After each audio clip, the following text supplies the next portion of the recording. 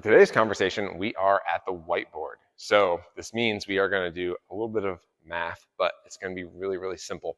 This math is going to be super useful because what we're going to do is use it to determine what is a good source of protein.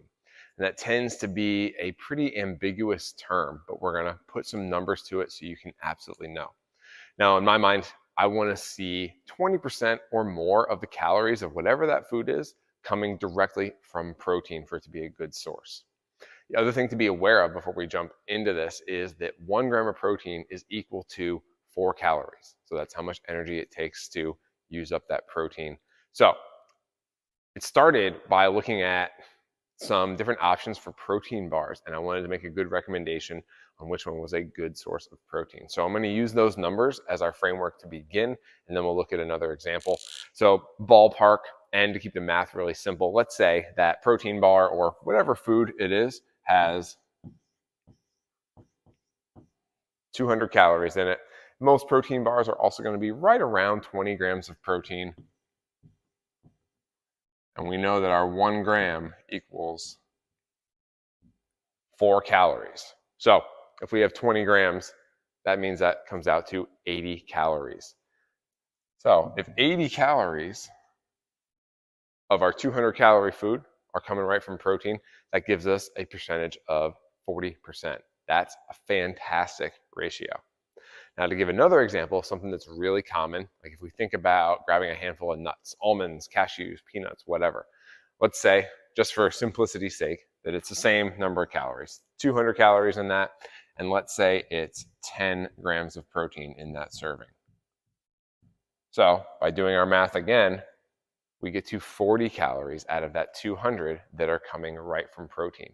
That drops us all the way down to that lowest level. That's 20%, which is still fine, but we are using easy numbers here to make our math pretty simple. Most nuts are going to be a few less grams of protein than 10, and they're probably going to be a few more calories than that. So in general, this is why, while nuts are a totally fine food and very healthy for you, it may not be the best way to hit a protein goal because you're going to be taking in a lot more calories to get the same amount of protein as you would from this kind of a food that is a much higher percentage.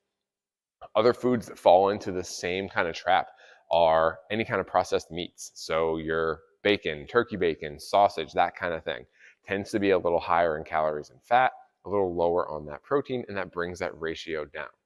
Now, just like nuts, this is not to say that you shouldn't eat those foods. You absolutely should eat those foods. It just means that if you have a protein target, that protein likely has to come from some other places too. So it just means that you may be making some changes elsewhere in your diet.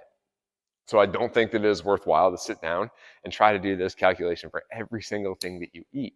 But if you have a food that you eat every single day or a food that you eat several times a week, do this math and see, is it really a good source of protein?